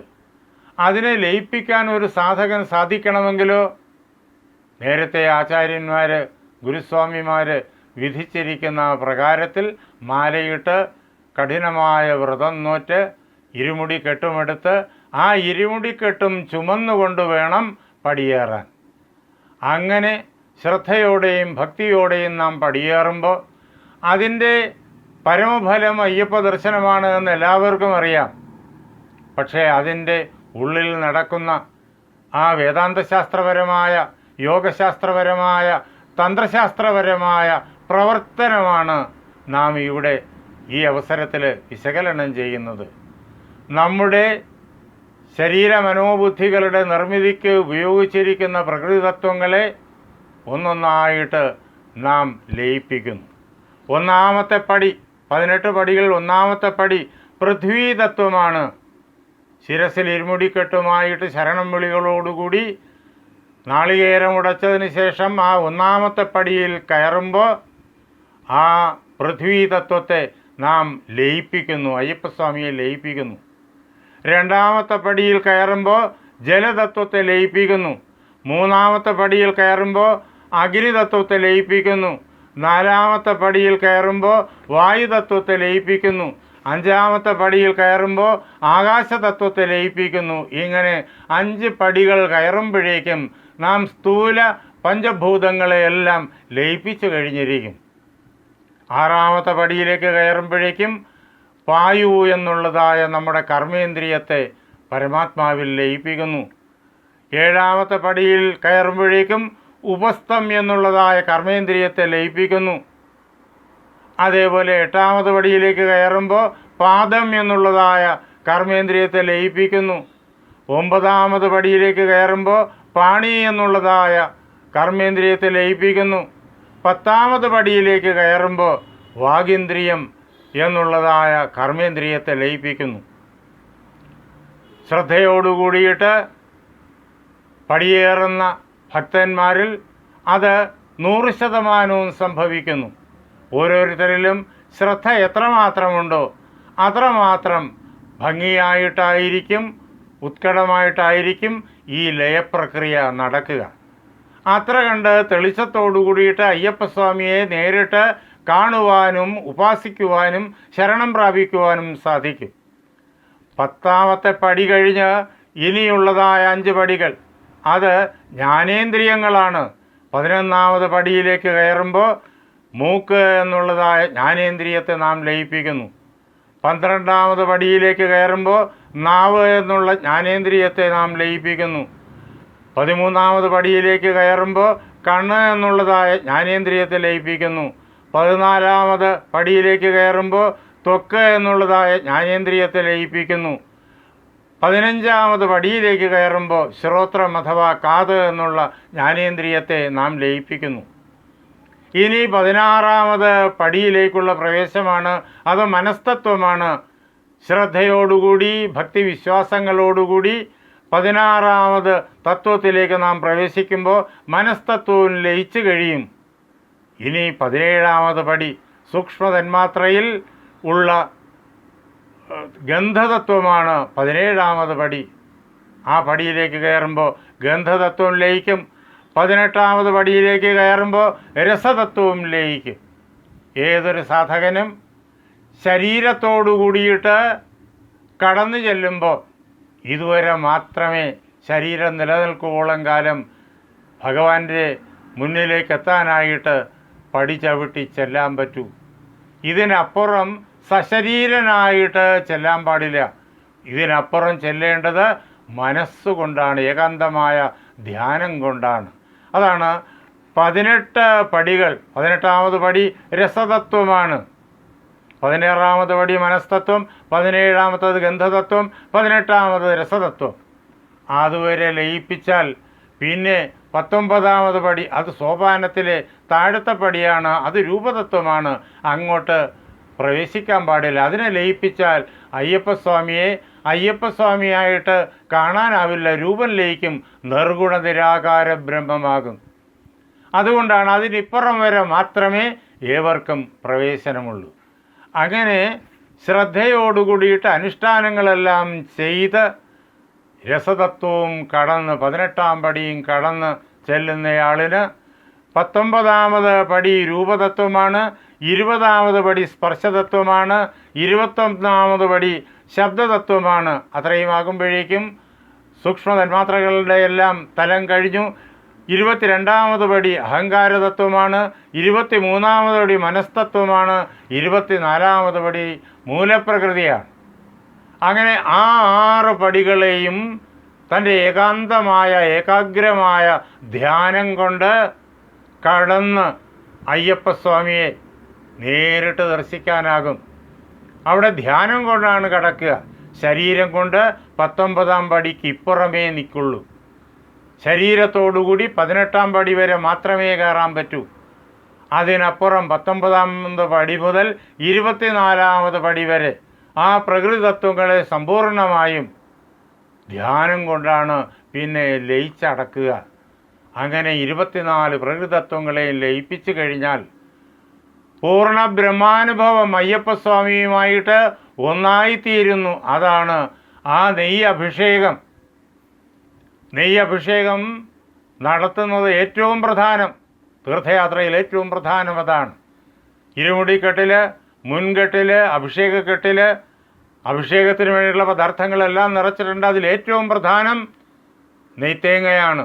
നെയ്ത്തേങ്ങ നിറയ്ക്കുന്നത് തന്നെ വലിയ ഒരു പൂജയാണ്. ആ നെയ്ത്തേങ്ങ ഉടച്ചിട്ട് നെയ്യ് അഭിഷേകം നടത്തുന്നു. അവശേഷിച്ച തേങ്ങയോ അത് ഈ 24 പ്രകൃതി തത്വങ്ങളാണ്. ആ 24 പ്രകൃതി തത്വങ്ങൾ നമ്മുടെ ശരീര മനോബുദ്ധികളുടെ എല്ലാം നിർമ്മിതിക്ക് കാരണമായിരിക്കുന്ന 24 പ്രകൃതി തത്വങ്ങൾ. അതിനെ പരമാത്മാവിൽ ലയിപ്പിക്കണം. നാം ഈ 18 പടി കടന്ന് നാം വന്നപ്പോൾ ഈ 18 തത്വങ്ങളെയും നാം ലയിപ്പിച്ചു. അതിൻ്റെ പ്രതീകമായി അത് കഴിഞ്ഞ് ബാക്കി 6 തത്വങ്ങളെ നാം നമ്മുടെ ഏകാഗ്രമായ ധ്യാനം കൊണ്ടും ലയിപ്പിച്ചു. ആ ലയത്തിൻ്റെ വലിയ ഒരു പ്രക്രിയയാണ് ഈ നാളികേരത്തെ ഭഗവാന്റെ മുന്നിൽ 18ാം പടിക്ക് താഴെയായിട്ട് ജ്വലിച്ചുകൊണ്ടിരിക്കുന്നതായ കർപ്പൂരാഴിയിൽ സമർപ്പിക്കുന്നത്. കർപ്പൂരാഴിയാണ്. കർപ്പൂരം കത്തിച്ചു കഴിഞ്ഞാലോ പിന്നെ ഒന്നും അവശേഷിക്കില്ല. പൂർണ്ണമായും നിർഗുണ നിരാകാരത്തിൽ ലയിക്കും. അങ്ങനെ ആ കർപ്പൂരാഴിയിൽ ബാക്കി 24 തത്വത്തെയും അത് ഈ നെയ്ത്തേങ്ങയിൽ തേങ്ങ എന്നുള്ള അംശം പ്രതിനിധീകരിക്കുന്നു. അത് 24 തത്വങ്ങളാണ്. അതിനെ അവിടെ ലയിപ്പിക്കുന്നു. ഇതിൻ്റെ വേദാന്ത ശാസ്ത്രപരമായിരിക്കുന്ന തത്വം നമുക്ക് ഉപനിഷത്തുകളിൽ കേൾക്കാം. വിശദീകരിക്കാൻ നിൽക്കുന്നില്ല. തൈത്തീരിയ ഉപനിഷത്തിൽ വളരെ വിശദമായിട്ട് ഇങ്ങനെ പറയും. ആരാണോ ഈ പ്രപഞ്ചത്തിന് മുഴുവൻ സർവാധാരം പരമാത്മാവ് എന്നറിയുന്നത് സ ഏവം വിത്, ഇങ്ങനെ അറിയുന്നയാൾ എന്തു ചെയ്യും? അസ്മാൽ ലോകാത് പ്രേത്യ, ഈ ലോക ബന്ധനങ്ങളെല്ലാം കടന്നിട്ട് ഏതം അന്നമയം ആത്മാനോ ഉപസംക്രമ്യ, ഈ അന്നമയ കോശത്തെ കടന്ന് ഏതം പ്രാണമയമാത്മാനോ ഉപസംക്രമ്യ, ഈ പ്രാണമയ കോശത്തെ കടന്ന് ഏതം മനോമയമാത്മാനം ഉപസംക്രമ്യ, ഈ മനോമയ കോശത്തെ കടന്ന് ഏതം വിജ്ഞാനമയമാത്മാനോ ഉപസംക്രമ്യ, ഈ വിജ്ഞാനമയ കോശത്തെ കടന്ന് ഏതം ആനന്ദമയമാത്മാനോ ഉപസംക്രമ്യ, ഈ ആനന്ദമയ കോശത്തെ കടന്ന് ഇമാൻ ലോകാൻ, ഈ ലോകങ്ങളെ എല്ലാം കടന്ന് ആ പരമാത്മാവിൽ ഞാൻ പരമാത്മാവ് തന്നെ എന്നറിഞ്ഞുകൊണ്ട്, ഈ ജഗത്ത് മുഴുവൻ പരമാത്മാവാണ് എന്ന് അറിഞ്ഞുകൊണ്ട് ആ പരമാത്മാവിൽ ലയിച്ച് ആ പരമാത്മാവുമായി ഒന്നായി തീരുന്നു. ഈ പറഞ്ഞ 24 പ്രകൃതി തത്വങ്ങളെയാണ് ഈ 5 കോശങ്ങളായിട്ട് നമ്മുടെ മുന്നിൽ ഉപനിഷത്ത് അവതരിപ്പിക്കുന്നത്. വളരെ വിശദമായിട്ട് ഉപനിഷത്തുകളിൽ അതെല്ലാം പറയും. നിർവാണ ഷഡ്കം, മോക്ഷത്തിൻ്റെ ശാസ്ത്രത്തെ, വേദാന്ത ശാസ്ത്രത്തെ നമുക്ക് ശങ്കരാചാര്യസ്വാമികൾ 6 ശ്ലോകങ്ങളിൽ എഴുതി തന്നിട്ടുണ്ട്. അത് അധികം പേർക്കും അറിയാം. അതിലെ 2 ശ്ലോകങ്ങൾ ഓർമ്മിപ്പിക്കുന്നു. മനോബുദ്ധി അഹങ്കാര ചിത്താനിനാഹം, ഞാൻ മനസ്സല്ല, ബുദ്ധിയല്ല, അഹങ്കാരമല്ല, ചിത്തമല്ല. നജ ശ്രോത്രജിഹ്വേ നജ ഘ്രാണനേത്രേ, ഞാൻ കാതല്ല, നാക്കല്ല, മൂക്കല്ല, ത്വക്കല്ല, ഞാൻ കണ്ണല്ല. നച വ്യോമ ഭൂമിർ ന തേജോ ന വായു, ഈ ജ്ഞാനേന്ദ്രിയങ്ങളെയും കർമ്മേന്ദ്രിയങ്ങളെയൊക്കെ ഉണ്ടാക്കാൻ ഉപയോഗിച്ചിരിക്കുന്ന ആകാശമോ വായുവോ അഗ്നിയോ ജലമോ ഭൂമിയോ ഒന്നുമല്ല ഞാൻ. പിന്നെ ആരാ ഞാൻ? ചിദാനന്ദരൂപ ശിവോഹം ശിവോഹം, ചിത്സ്വരൂപവും ആനന്ദസ്വരൂപവുമായിരിക്കുന്ന പരമാത്മാവാണ് ഞാൻ, അയ്യപ്പനാണ് ഞാൻ, അയ്യപ്പനാണ് ഞാൻ. ഇതാണ് നിർവാണ ഷഡ്കം. ഉപനിഷത്തിനെ അതേ പ്രകാരത്തിൽ മനോഹരമായ കീർത്തനമായിട്ട് ശങ്കരാചാര്യസ്വാമികൾ നമ്മുടെ മുന്നിൽ അവതരിപ്പിക്കുന്നു. ന വാക്പാണിപാദം ന ചോപസ്ഥപായു. ഞാൻ വാഗിന്ദ്രിയമല്ല, ഞാൻ പാണിയല്ല, ഞാൻ കൈയല്ല, ഞാൻ പാദമെന്നുള്ള ഇന്ദ്രിയമല്ല, ഞാൻ ഉപസ്ഥമല്ല, ഞാൻ പായുവല്ല, ഈ കർമ്മേന്ദ്രിയങ്ങളുമല്ല, ഞാൻ സ്ഥൂല പഞ്ചഭൂതങ്ങളല്ല, ഞാൻ കർമ്മേന്ദ്രിയങ്ങളല്ല, ഞാൻ ജ്ഞാനേന്ദ്രിയങ്ങളല്ല, ഞാൻ മനസ്സല്ല, ഞാൻ സൂക്ഷ്മ തന്മാത്രകളുമല്ല, ഞാൻ അഹങ്കാരതത്വമല്ല, ഞാൻ മഹത്തത്വമല്ല, ഞാൻ മൂലപ്രകൃതിയുമല്ല. പിന്നെ ആരാണ് ഞാൻ? ചിത് ആനന്ദരൂപ ശിവോഹം ശിവോഹം. ചിത് സ്വരൂപവും ആനന്ദസ്വരൂപവുമായിരിക്കുന്ന മംഗളമാണ് ഞാൻ, മംഗളമാണ് ഞാൻ, അയ്യപ്പനാണ് ഞാൻ, അയ്യപ്പനാണ് ഞാൻ. ഇതാണ് നമ്മുടെ എല്ലാ ഉപാസനയും. ഉപാസനയുടെ ഭക്തിമാർഗമായാലും ജ്ഞാനമാർഗമായാലും രാജയോഗമായാലും കർമ്മയോഗമായാലും ഏത് പദ്ധതിയായാലും ഉപാസനാ സമ്പ്രദായങ്ങൾ ആയിരക്കണക്കിന് ഋഷിമാർ നമുക്ക് തന്നിട്ടുണ്ട്. അതെല്ലാം ചെയ്യുന്ന ആ നമ്മുടെ ആന്തരികമായിരിക്കുന്ന വളർച്ചയുടെ പ്രക്രിയ ഇതാണ്. ഈ പ്രകൃതി തത്വങ്ങളെ അത് ഞാനല്ല എന്ന് തിരിച്ചറിഞ്ഞിട്ട് പരമാത്മാവിൽ സമർപ്പിക്കൽ, അതാണ് പടിയേറ്റം. പ്രകൃതി തത്വങ്ങളെ ലയിപ്പിക്കുകയാണ്. ലയിപ്പിച്ച് ഇതൊന്നും ഞാനല്ല, ഇത് ഞാനല്ല, ഞാൻ സ്ഥൂല പഞ്ചഭൂതങ്ങളല്ല, ഞാൻ കർമ്മേന്ദ്രിയങ്ങളല്ല, ഞാൻ ജ്ഞാനേന്ദ്രിയങ്ങളല്ല, ഞാൻ മനസ്സല്ല, ഞാൻ സൂക്ഷ്മ തന്മാത്രകളല്ല എന്നിങ്ങനെ ഇതിനെല്ലാം ഒന്നൊന്നായിട്ട് നിഷേധിക്കുകയാണ്. അതാണ് ഓരോ പടിയായി കടന്നു ചെല്ലുന്നത്. ഇത് പഴയ കാലത്ത് ഈ പടികളുടെ ഈ തത്വം നമ്മുടെ ഗുരുസ്വാമിമാർക്ക് എല്ലാവർക്കും അറിയാമായിരുന്നു, കാരണവന്മാർക്ക് അറിയാമായിരുന്നു, മുത്തശ്ശിമാർക്ക് അറിയാമായിരുന്നു. നൂറ്റാണ്ടുകൾ കഴിഞ്ഞപ്പോൾ ക്രമേണ അത് മറന്നു. എങ്കിലും ആദ്യകാലത്തെ ഗുരുസ്വാമിമാർ പഠിപ്പിച്ചു തന്നിരിക്കുന്ന ആചാരാനുഷ്ഠാനങ്ങളെ ഇന്നും ഒരു വ്യത്യാസവും കൂടാതെ നമ്മുടെ ഗുരുസ്വാമിമാർ നമുക്ക് പഠിപ്പിച്ചു തരുന്നു. ആ ഗുരുസ്വാമിമാർ ഒരു വ്യത്യാസവും കൂടാതെ ആ ആചാരാനുഷ്ഠാനങ്ങൾ ചെയ്യുന്നു. അങ്ങനെ ആ പ്രകാരത്തിൽ നമ്മെ പഠിപ്പിക്കുന്നു. നാമും അതനുസരിച്ച് അതേ പ്രകാരത്തിൽ പ്രവർത്തിക്കുന്നു. അതുകൊണ്ട് ഇതെല്ലാം ചെയ്യുന്നതിൻ്റെ പ്രയോജനം നമുക്ക് ലഭിക്കുന്നു. ഇതിൻ്റെ പിന്നിലുള്ള ശാസ്ത്രം അറിഞ്ഞാലും ഇല്ലെങ്കിലും നാം ഇതെല്ലാം ഭക്തിയോടുകൂടി ശ്രദ്ധയോടുകൂടി ഗുരുസ്വാമിമാരും അമ്മമാരും കാരണവന്മാരും ഉപദേശിച്ച പ്രകാരത്തിൽ ചെയ്യുന്നത് കൊണ്ട് അതിൻ്റെ എല്ലാം പ്രയോജനം നമുക്ക് ലഭിക്കുന്നു. ഈ പ്രകൃതി തത്വങ്ങളെയെല്ലാം ലയിപ്പിച്ച് നമുക്ക് പരമാത്മാവിൽ എത്തിച്ചേരുവാനുള്ള വഴിയൊരുക്കുന്നു. അതുകൊണ്ടാണ് അയ്യപ്പനെ ഒരു നിമിഷം കാണാൻ കഴിഞ്ഞാൽ മാത്രം മതിയല്ലോ, നമ്മുടെ സർവ്വ ദുഃഖങ്ങളും തീരും, നമുക്ക് ആനന്ദമുണ്ടാകും, എല്ലാ സുഖങ്ങളും മാറും. ആനന്ദത്തിൻ്റെ പരകാഷ്ഠ.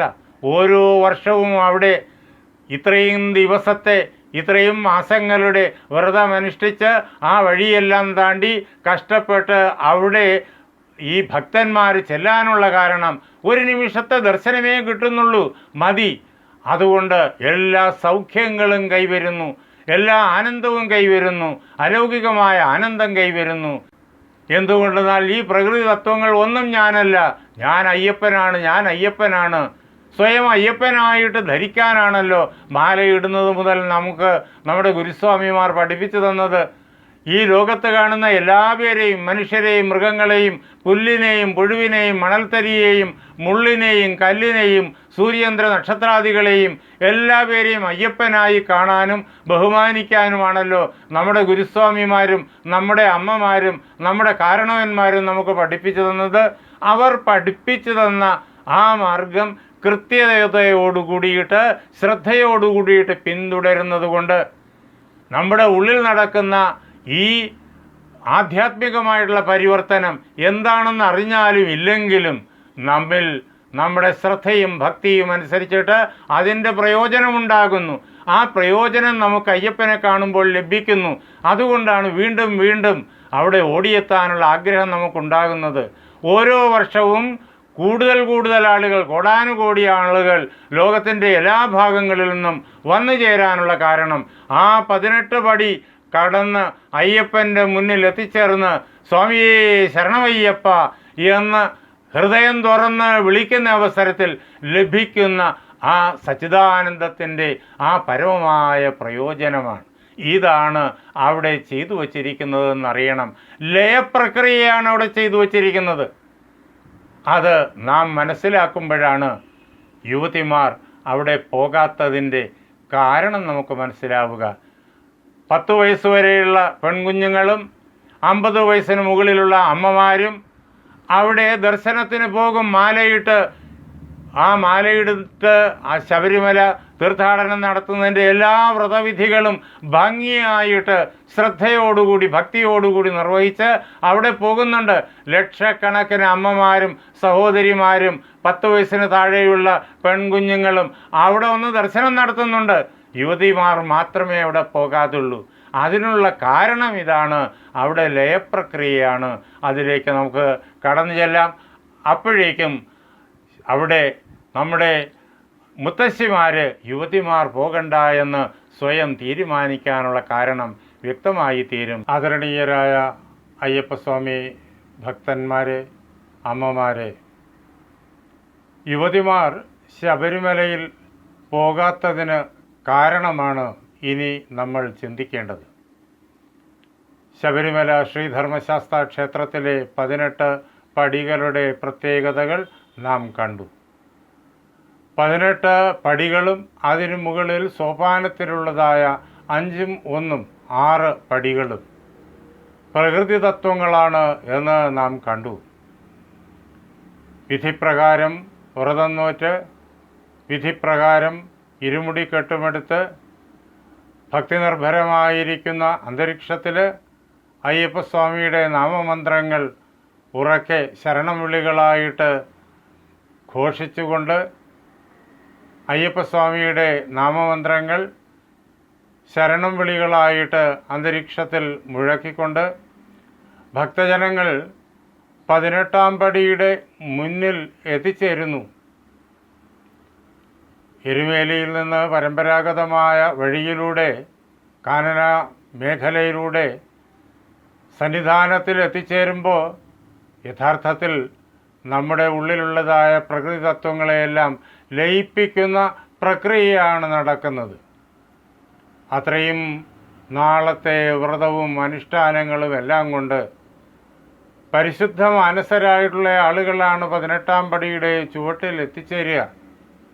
അവിടെ നിന്ന് അയ്യപ്പസ്വാമിയെ പ്രകീർത്തിച്ചുകൊണ്ട് ശരണം വിളിച്ചുകൊണ്ട് ആ പടി കയറി മുകളിലേക്ക് ചെല്ലുമ്പോൾ നമ്മിൽ പരമാത്മാവിനെ ദർശിക്കുന്നതിന് തടസ്സമായി നിൽക്കുന്ന പ്രകൃതി ശക്തികളെ, പ്രകൃതി തത്വങ്ങളെ ഒന്നൊന്നായിട്ട് നാം ലയിപ്പിക്കുകയാണ് ചെയ്യുന്നത്.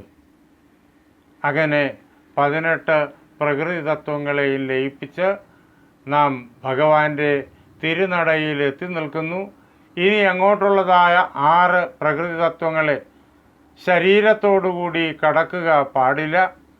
19ാമത് പടിക്ക് തൊട്ടിപ്പുറത്തായിട്ട്, അതായത് സോപാനത്തിൻ്റെ ശ്രീകോവിലിൻ്റെ മുന്നിലുള്ള ആ പടിക്കെട്ടിൻ്റെ മുന്നിലായിട്ട് ഇപ്പുറത്തായിട്ട് നിന്നുകൊണ്ട് നാം ഭഗവാനെ ദർശിക്കുന്നു. നാം തന്നെയാകുന്ന ജീവാത്മാവിനെ നാം ഭഗവാന് അഭിഷേകം കഴിക്കുകയും ചെയ്യുന്നു. ഇങ്ങനെ പ്രകൃതി ലയത്തിലൂടെ നമ്മുടെ ഉള്ളിൻ്റെ ഉള്ളിൽ കുടികൊള്ളുന്നതായ ആ പരബ്രഹ്മ സ്വരൂപത്തെ നേരിട്ട് സാക്ഷാത്കരിക്കുന്ന പ്രക്രിയയാണ് അവിടെ നടക്കുന്നത്. അതിലേറ്റവും പ്രധാനം പ്രകൃതിയെ ലയിപ്പിക്കുക എന്നുള്ളതാണ്. യുവതിമാരിൽ, അതായത് 10 വയസ്സിന് മുകളിൽ 50 വയസ്സിന് ഇടയ്ക്കുള്ള മഹിളമാരിൽ അവരുടെ സ്ഥൂല സൂക്ഷ്മ കാരണശരീരങ്ങളിൽ നടന്നുകൊണ്ടിരിക്കുന്നത് സൃഷ്ടിപ്രക്രിയയാണ്. അതാണ് ആ ഒരു യൗവനാവസ്ഥയുടെ പ്രത്യേകത. സൃഷ്ടിപ്രക്രിയ എന്നുള്ളത്, അതിനു വേണ്ടിയിട്ടുള്ളതായ പ്രാണചലനം എന്നുള്ളത് ഉള്ളിൻ്റെ ഉള്ളിൽ അത്യന്ത സൂക്ഷ്മതലത്തിൽ നിന്ന് ആരംഭിക്കുന്നു. എല്ലാവരുടെയും ഉള്ളിൻ്റെ ഉള്ളിൽ സാക്ഷാൽ അയ്യപ്പസ്വാമി വിളങ്ങുന്നു. നിർഗുണ നിരാകാര ബ്രഹ്മം വിളങ്ങുന്നു. ആ നിർഗുണ നിരാകാര ബ്രഹ്മത്തിൽ നിന്നിട്ട് മൂലപ്രകൃതി നമ്മുടെ ഉള്ളിലാണത് സ്പന്ദിച്ചുയരുന്നത്.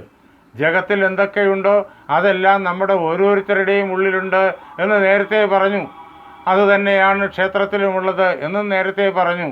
നമ്മുടെ ഉള്ളിൻ്റെ ഉള്ളിലിരിക്കുന്ന പരബ്രഹ്മത്തിൽ നിന്നിട്ട്, അയ്യപ്പസ്വാമിയിൽ നിന്നിട്ട്, അഥവാ ശ്രീ ധർമ്മശാസ്താവിൽ നിന്നിട്ട് മൂലപ്രകൃതി സ്പന്ദിച്ചുയരുന്നു.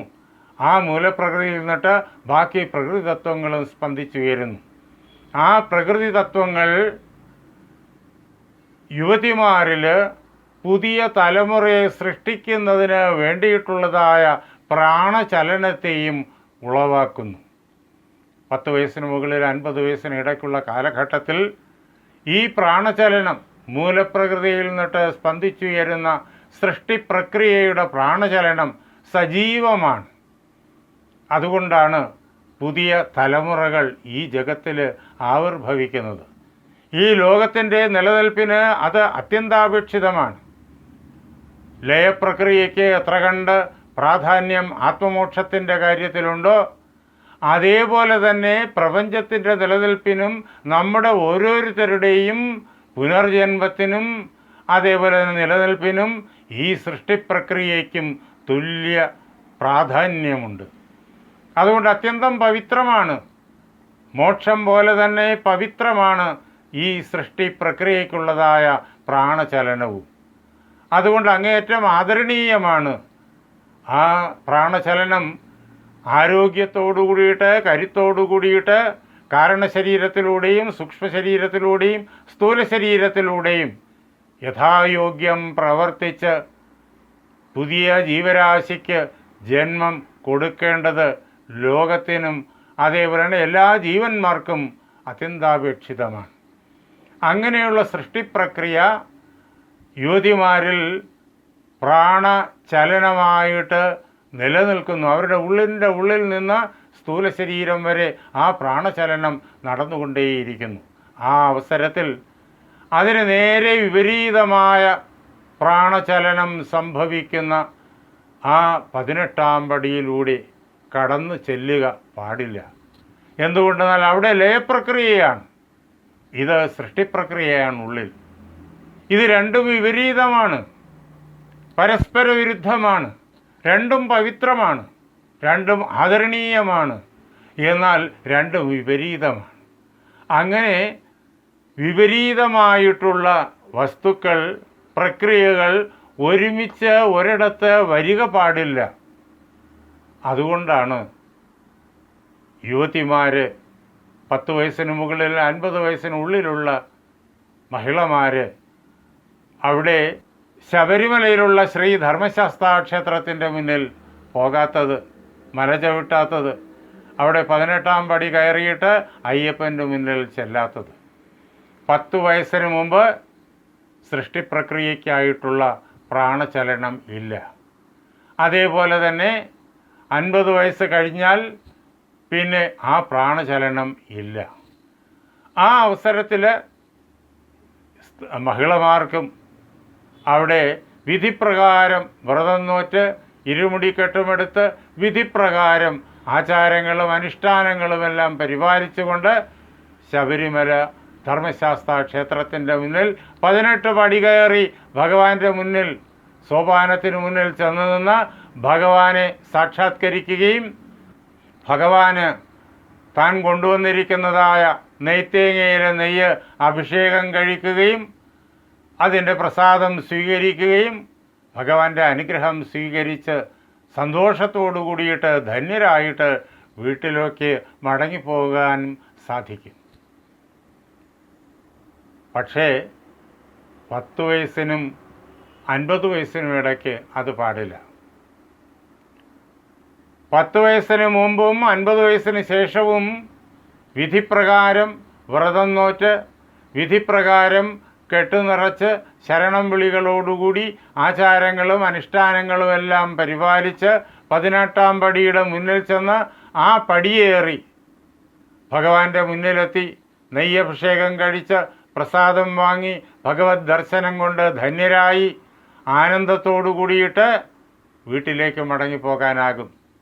എന്നാൽ 10 വയസ്സിന് മുകളിൽ 50 വയസ്സിനിടയ്ക്ക് അത് പാടില്ല എന്ന് വേദാന്ത തത്വശാസ്ത്രവും അവിടുത്തെ പ്രതിഷ്ഠാ തത്വശാസ്ത്രവും അറിയുന്ന നമ്മുടെ മുത്തശ്ശിമാരും സഹോദരിമാരും നൂറ്റാണ്ടുകൾ മുമ്പേ തന്നെ തീരുമാനിച്ചു. അവർക്കത് ഭംഗിയായി അറിയുമായിരുന്നു. അതുകൊണ്ടവർ ഈ കാലഘട്ടത്തിൽ അങ്ങോട്ട് പോകണ്ട എന്ന് തീരുമാനിച്ചു. കാലം കഴിഞ്ഞപ്പോഴേക്കും കാരണം മറന്നുപോയി. എങ്കിലും യുവതിമാർ അവിടെ പോകുന്ന അവസ്ഥ വേണ്ട എന്ന് നമ്മുടെ സഹോദരിമാർ ഇപ്പോഴും ദൃഢമായിട്ട് മനസ്സിൽ ഉറപ്പിച്ചിരിക്കുന്നു. യുവതിമാർക്ക് അവിടെ 18-ാം പടിയുടെ മുകളിൽ ചെന്ന് ദർശനം നടത്തുക പാടില്ല എന്നവർക്കറിയാം. അതുകൊണ്ടാണ് ഇവിടെ യുവതീ പ്രവേശനത്തിന് വേണ്ടിയിട്ട് അങ്ങ് ഭരണയന്ത്രത്തെപ്പോലും ദുരുപയോഗം ചെയ്തുകൊണ്ട് പല പ്രകാരത്തിലുള്ള കോലാഹലങ്ങൾ സൃഷ്ടിച്ചപ്പോൾ നമ്മുടെ സഹോദരിമാരും അമ്മമാരും നാമമന്ത്ര ഘോഷയാത്രകൾ സംഘടിപ്പിച്ചത്. പതിനായിരക്കണക്കിന് ലക്ഷക്കണക്കിന് അമ്മമാരും സഹോദരിമാരും കേരളത്തിൽ എല്ലായിടത്തും, എല്ലാ ഗ്രാമങ്ങളിലും, എല്ലാ നഗരങ്ങളിലും നാമമന്ത്ര ഘോഷയാത്രകൾ വിപുലമായി നടത്തി.